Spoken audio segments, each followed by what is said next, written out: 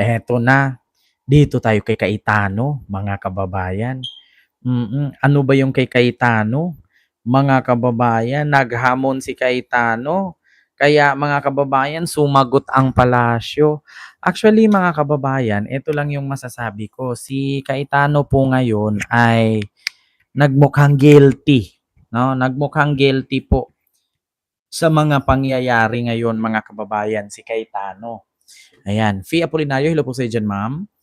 Ayan. So ito po ha, panoorin po natin mga kababayan, no? Saan na si Cayetano? May hamon po si Cayetano ngayon mga kababayan at take note ha mga kababayan, hindi pa po pinangalan ng NBI kung sino ang mga nasa likod ng katiwalian dito sa SEA Games ay si Cayetano umiiyak na. So alam na this.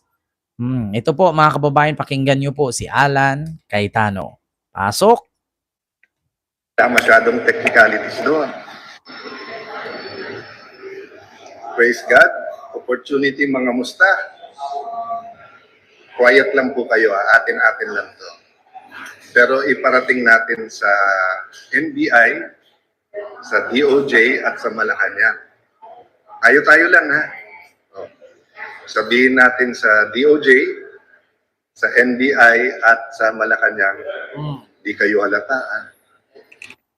Sabihin daw sa Malacanang, sa DOJ, sa NBI, hindi kayo halata. Bakit? Ano bang meron? Mga kababayan, ito lang yung aking katanungan dito kay Alan Cayetano. Hindi ka pa pinangalanan na, ba't umiyak ka na? Di ba, mga kababayan?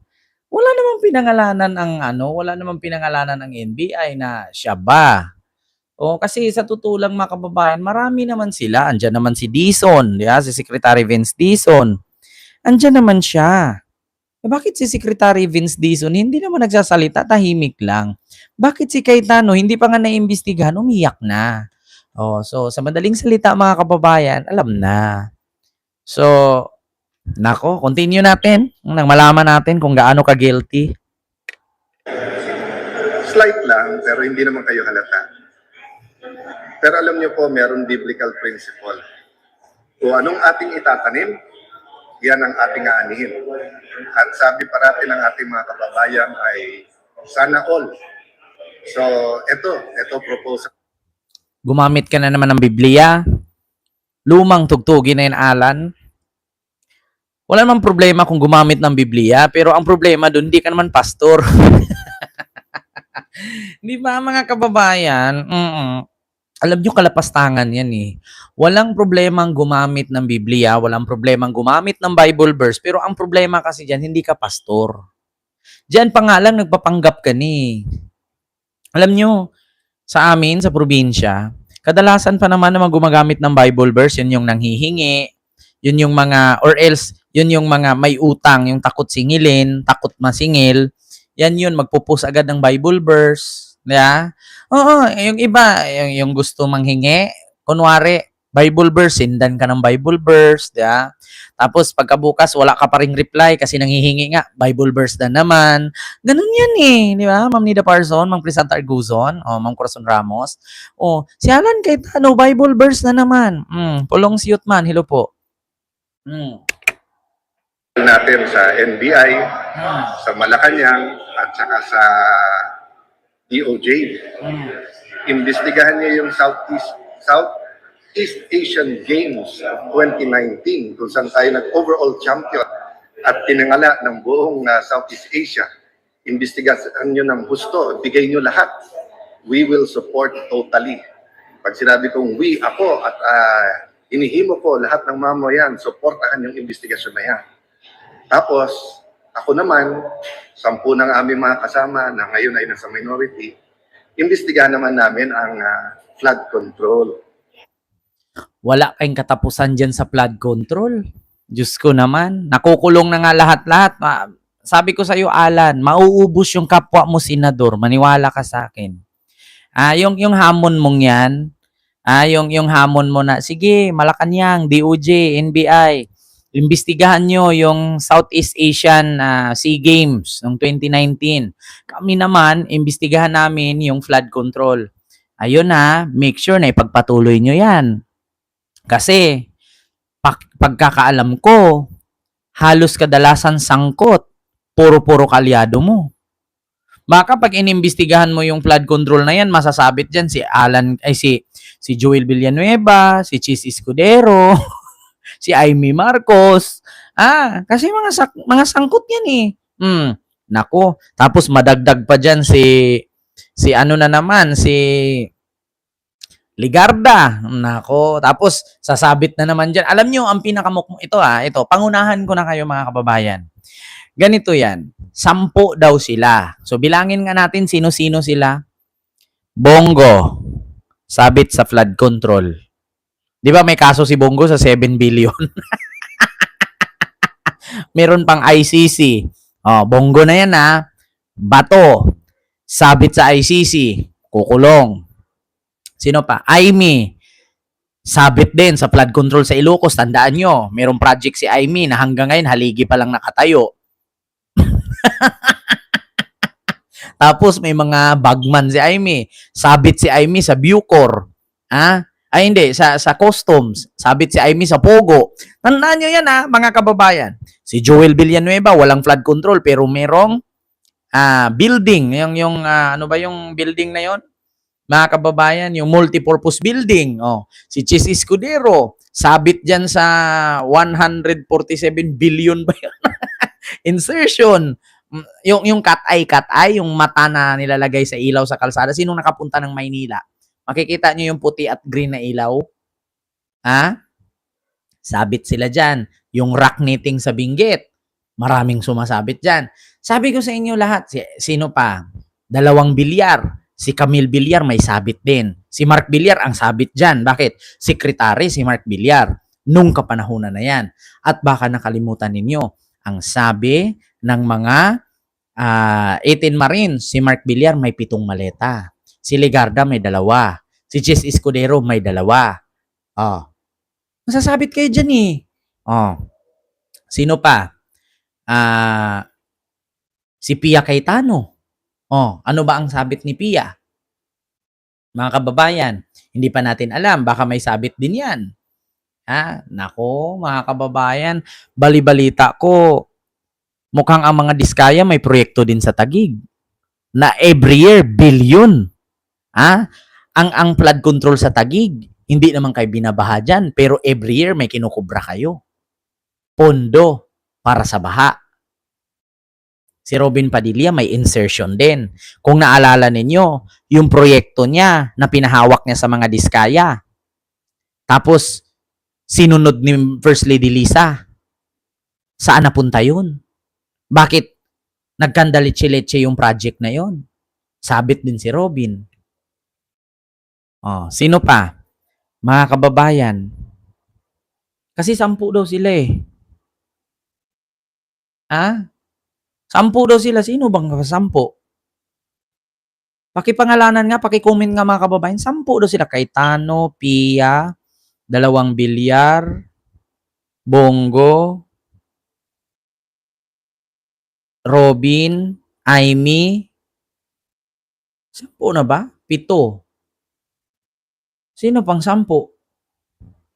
Wala na eh. Ma'am Jubilin Ranay, hilo po dyan sa Hong Kong. Wala. Sino pang 10? Wala naman na. Aimee, Robin, Bongo, Bato, 2 Cayetano, 2 Bilyar. Sino pang 10? Ligarda. Alam nyo, sa totoo lang mga kababayan, continue natin yung hamon ni Cayetano. Deal? So, madali lang yan, Malacanang, kasi sumusunod naman sa inyo. Sila Senator Erwin, sila Senator Lacson, yung mga nasa Blue Ribbon. Kalapitin nyo na.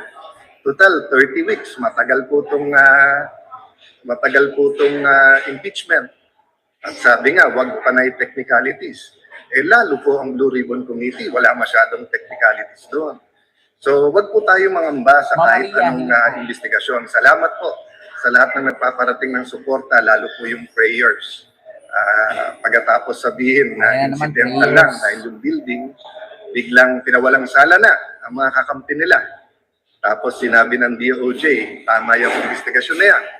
Tapos ang Malacanang, naimbestigahan na daw yung sekretary nila, pero ako daw, hindi pa. Okay lang, imbestigahan natin lahat. Pero hindi naman siguro bad words ang flood control. Ang bad words ay cover up. So, tamang-tama, magsosona na ulit. Bigyan natin ng pwedeng pag-usapan ng mahal natin Pangulo na tunay na mga pangyayari. May list na kami ng mga witnesses na mga matitibay. Yung iba, nasabi na in public. So, supportan natin lahat.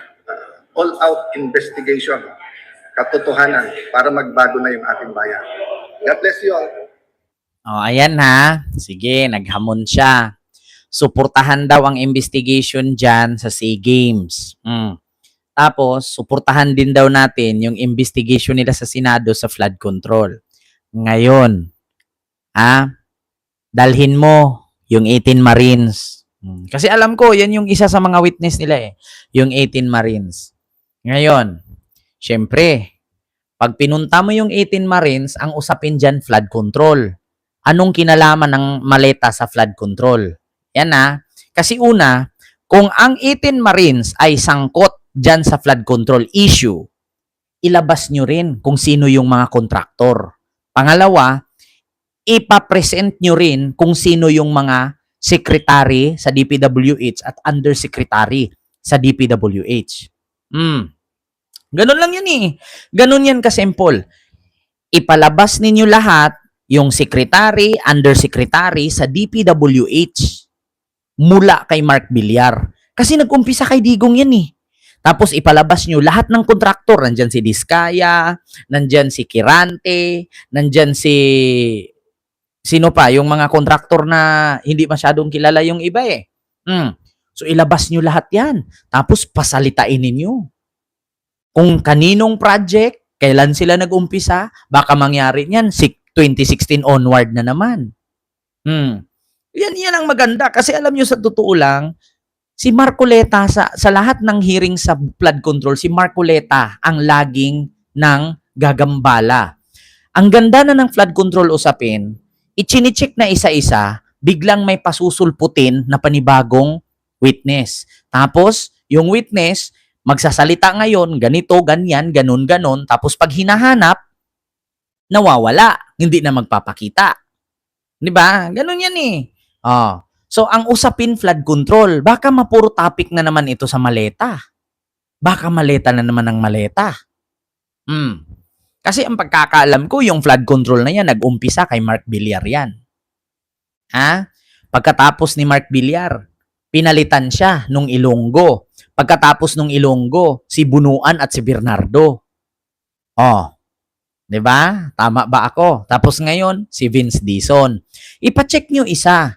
Isa-isa. Mula kay Villar, kay Bernardo, kay Bunuan, tapos kay Vince Dizon. Kasi lahat ng kopya dyan na mga project na hindi naaayos, kadalasan puro kay Digong yan. Si Vince Dizon makakasagot dyan. Ngayon, pagdating kay Vince Dizon, imposible si Vince Dizon walang kopya sa mga proyektong hindi tapos. Si Vince Dizon ngayon, ang Secretary of DPWH.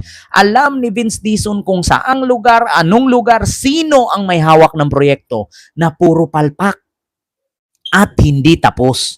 Ngayon, tanungin nyo si Vince Dizon, isa-isahin niya yan. Kasi si Vince Dizon, di ba, pinuntahan niya isa-isa, pinagmumura pa nga niya. Yung mga kontraktor. Ganun lang yan kasimple. Kung magtugma ang sasabihin ng mga witness mo mula 2019 hanggang 2022, hanggang ngayong 2026, doon sa mga findings ni Vince Dizon, ibig sabihin, totoo lahat. Ang tanong, sino ba ang mabakbakan yan? Baka naman babalik yan kay Digong, Alan Cayetano, wag maghamon, wag magsalita ng patapos, baka babalik sa inyo yan. Pagsisihan mo yan. Tama ba ako mga kababayan? Advice ko lang kay Senator Alan, wag masyadong magyabang sa flood control. Kasi kapag nagpaimbestiga kayo, lahat ng secretary, undersecretary, ipatawag nyo lahat. lahat ng kontraktor. Hanggang sa bagong kontraktor, ipatawag ninyo lahat. Para mabilis ang hearing.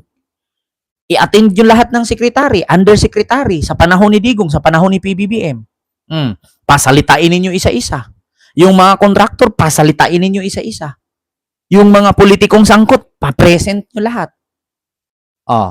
Malalaman naman yan. Pagdating kay Vince Dizon, doon yan malalaman isa-isa kaninong proyekto na hindi tapos hanggang ngayon.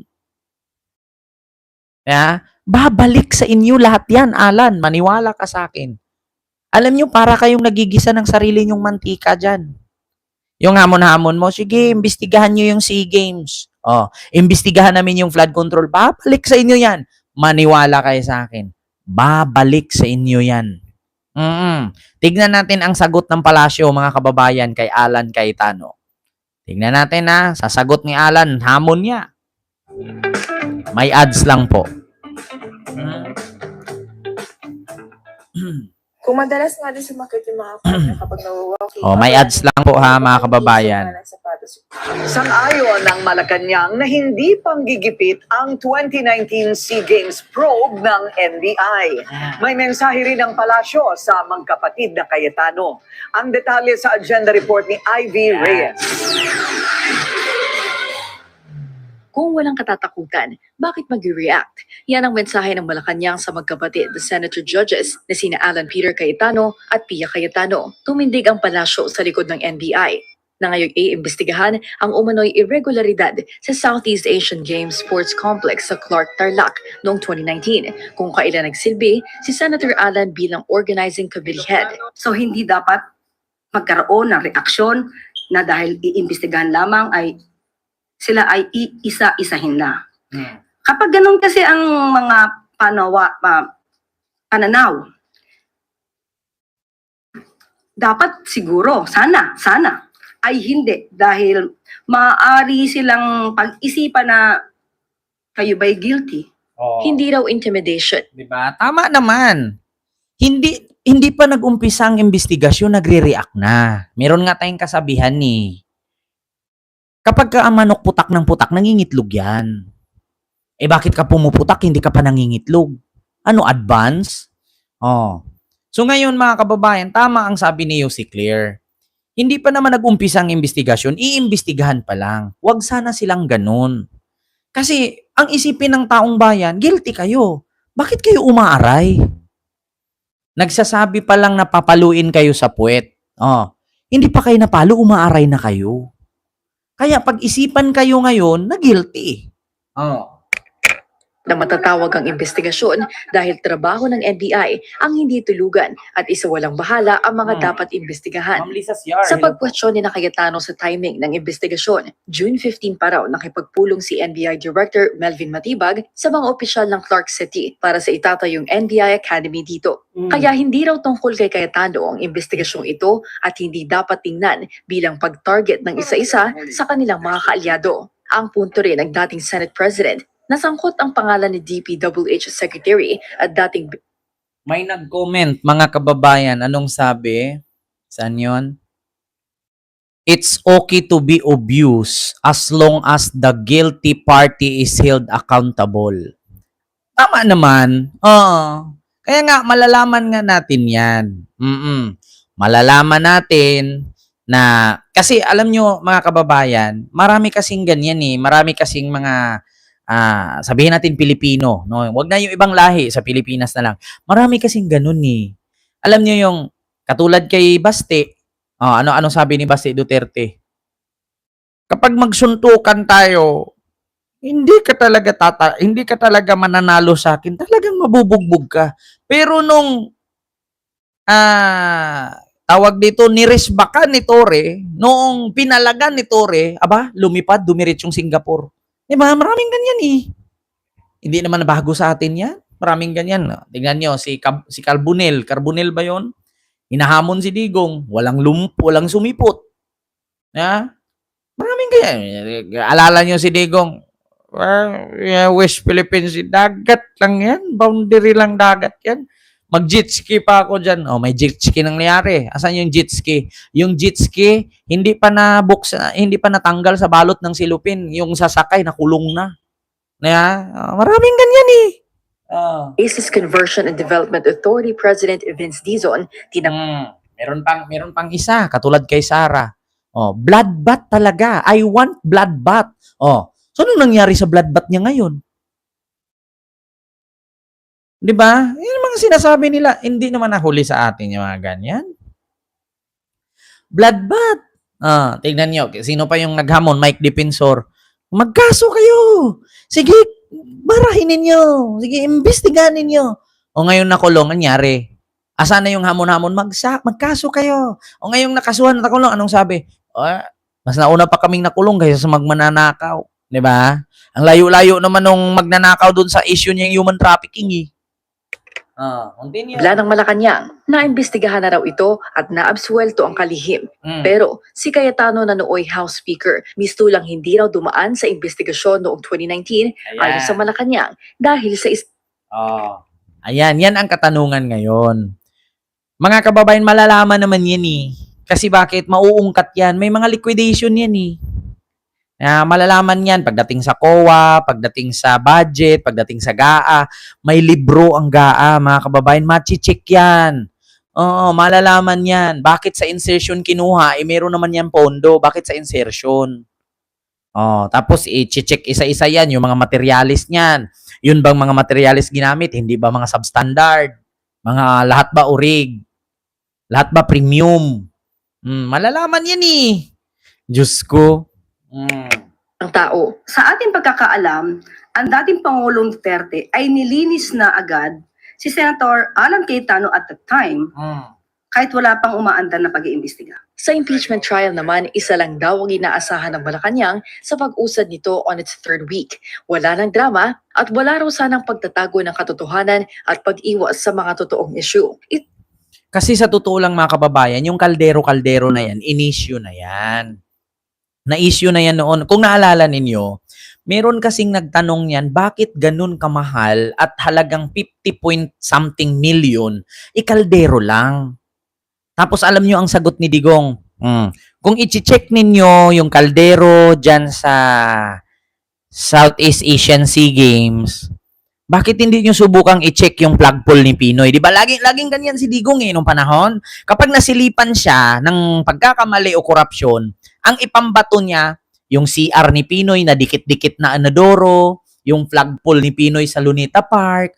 Yun eh. Yun yung mga pinambabato niya. Kung naalala nyo, sa totoo lang mga kababayan, correct me if I'm wrong. Tandang-tanda ko pa niyan.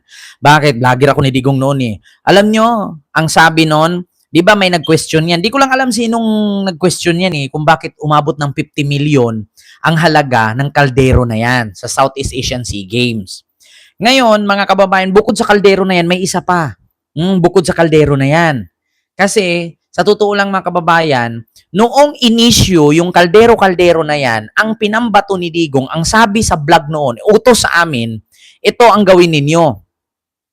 Ngayon, inisyu nila yung kaldero, ang ibalik ninyo yung flagpole ni Pinoy at yung CR ni Pinoy na dikit-dikit na inidoro. Yun yung pambalik. Kung naalala nyo noon mga kababayan, ganyan ang estilo ni Digong. Kapag binira mo yung administrasyon ni Digong, vlogger ang babanat. Lahat sa social media ipapakalat ng mga vlogger yung kasalanan ni Pinoy, administrasyong Aquino. Kasi nung question yung kaldero na yan, ang pinangsagot ng mga vlogger noon, yung flagpole sa may Luneta Park. Kung naalala niyo yung flagpole sa Luneta Park, yun yung pinanlaban nila. Pangalawa, yung mga proyekto ni Pinoy na mga inidorong dikit-dikit. Yun. Tapos, bumanat na si Dilima. Ang sabi ni Dilima, yung mga extrajudicial killings, ganyan-ganyan. O yung mga tukhang-tukhang. Alam nyo, ang pinambanat kay Dilima nun, video ni Junel. Yung Junel, nilabas ni Sandra Cam. Naalala nyo si Sandra Cam? Yung, di ko alam kung pinsan yata ni Malu Tikia yan. Magkamukha ni Malu eh. Nung namatay si Sandra Cam, pumalit si Malu at si Kati Binag. Si Sandra Cam noon. Yun yung naglabas ng video ni Junel. Tapos pinakalat ng mga vloggers. Sira si Dilima. Tapos nandoon na si Thinking Pinoy, si Muka Oson, si Banat Bay. Doon nagumpisa yun eh. Tapos pinatawag sila doon sa Senado. Sabi pa nga ni Trillanes, bakit hindi ka magsorry kay Dilima? Sabi ni Thinking Pinoy, bakit ako magsusorry? Magsorry ka ba? Hindi. Hindi. Sabi ni Thinking Pinoy, akala nyo nakalimutan ko yan? Hindi ko nakakalimutan yung mga bagay na yan. Tapos ang tapang-tapang pa ni Muka Oson nun. Mga bobo! Yeah, si Leni Robredo lugaw, mga bobo. Sabi niya gano'n. Vlogger na ako niyan eh.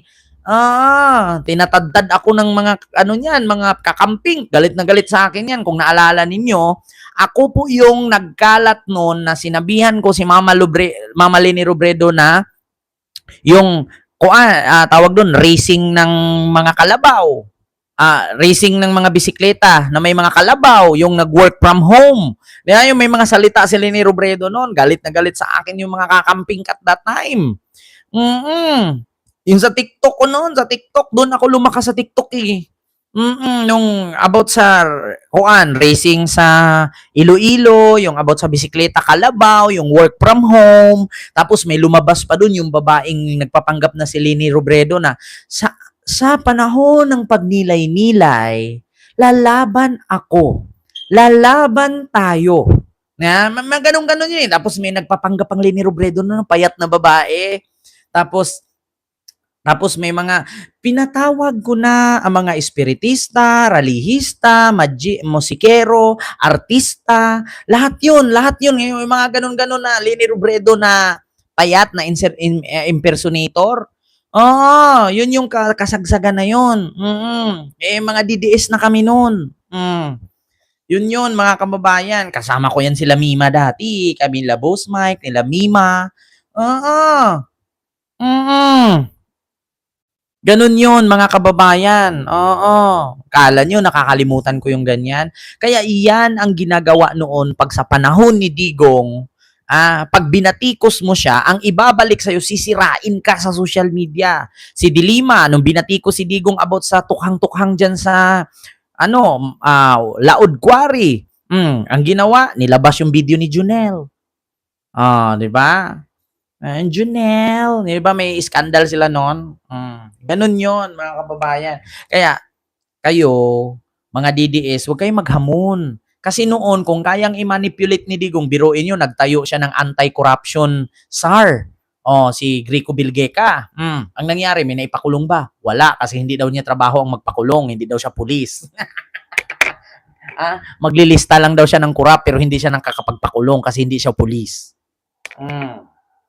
Sa rin daw napakababang argumento ng depensa ang paggamit sa pahayag ni PBBM noon na willing siya makipag-ayos sa mga Duterte para tanungin ang witness kung sa tingin ba nila ay seryoso ang pagbabanta ng bise. Kahit gusto makipag-reconcile ng Pangulo sa lahat ng maaaring hindi sumasang-ayon sa kanya, hindi nabubura ang pagbabanta sa buhay ng Pangulo, ni First Lady, at ni dating House Speaker ng Vice Presidente. Sa tingin ng Malacanang, hindi rin papayag ang bise na pumirma ng waiver dahil wala naman daw Duterte ang pumipirma ng waiver. Ang bagong Pilipino rin daw hindi nangangatog sa investigasyon kahit siya pa ang tinuturo. Para sa agenda, Ivy Reyes, Billionaire News Channel. Diba? Yun mga kababayan. Yun yung katotohanan. Kaya huwag kayong maghamon mga DDS. Kasi pagdating ng pagkadating niyan sa yung consequences niyan, sa inyo babalik. Ilang beses ko sinabi, mga DDS, manahimik na lang kayo. Sa 2028, doon kayo bumanat. Doon kayo bumawi. Kasi ngayong kadabiran niyo, bumabalik sa inyo eh.